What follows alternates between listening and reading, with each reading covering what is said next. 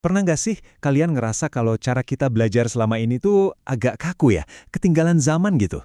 Kalau iya, tenang, kalian nggak sendirian. Nah, kali ini kita bakal kupas tuntas sebuah ide yang bisa dibilang revolusioner, yang bisa mengubah total cara kita memandang pendidikan.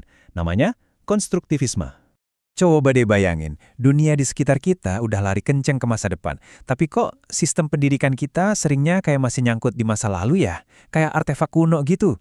Pertanyaan ini tuh jadi penting banget, apalagi pas kita lihat tantangan abad ke-21 yang makin kompleks. Bener kan? Nah, ini dia nih, masalah utamanya. Dunia tuh terus bergerak, sains dan teknologi baru bermunculan. Cepet banget. Tapi, cara kita belajar seringkali masih pakai cara-cara lama yang jujur aja udah nggak cukup lagi. Ini masalah serius loh, dan kita perlu cari solusinya bareng-bareng. Terus solusinya apa dong? Nah, jawabannya itu ada di sebuah pergeseran. Pergeseran cara kita mikir soal apa sih belajar itu? Yuk kita langsung bedah gagasan utamanya.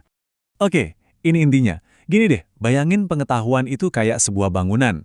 Menurut konstruktivisme, kita tuh nggak bisa cuma dikasih bangunan yang udah jadi. Nggak bisa.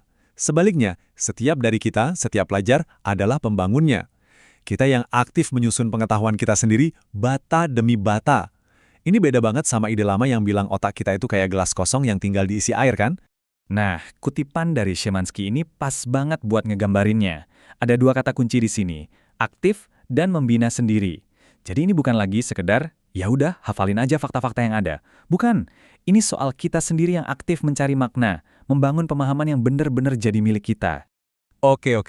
Kalau belajar itu ibaratnya membangun, terus kelasnya jadi kayak apa dong? Nah, ini yang seru. Karena ini artinya ada pergeseran peran yang penting banget, baik buat guru maupun buat siswanya. Coba lihat deh perbedaannya. Di satu sisi, ada cara lama yang, ya gitu deh, guru ceramah di depan, muridnya dengerin doang, pasif. Tapi di sisi lain, dengan cara konstruktivis, wah ini kayak revolusi. Guru bukan lagi penceramah, tapi jadi fasilitator. Dan siswanya, nah ini yang paling keren, siswanya jadi arsitek pengetahuannya sendiri. Tapi tunggu dulu. Yang bikin ini makin menarik, ternyata konstruktivisme itu bukan cuma satu ide tunggal loh.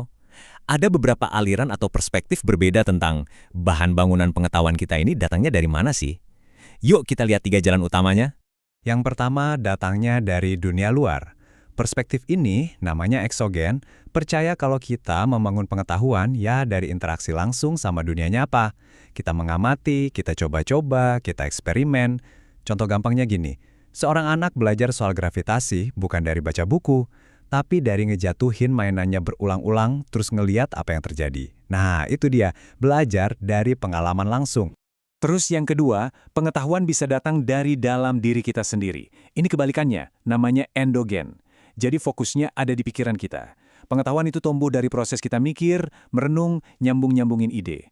Misalnya nih, setelah baca beberapa cerita, seorang siswa tiba-tiba klik dan paham konsep universal soal persahabatan. Nah, pemahaman itu dibangun dari dalam. Dan yang ketiga, kita bisa membangun pengetahuan dari sesama kita.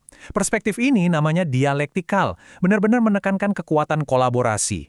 Jadi pengetahuan itu nggak dibangun sendirian, tapi diciptain bareng-bareng. Waktu kita diskusi, debat, kerja kelompok, belajar jadi aktivitas sosial. Kayak lagi brainstorming rame-rame gitu, di mana satu ide kecil bisa jadi solusi hebat karena diobrolin bareng-bareng. Itulah kekuatannya. Tentu aja, sebagus apapun sebuah ide, pasti ada plus minusnya kan? Pendekatan ini juga gitu.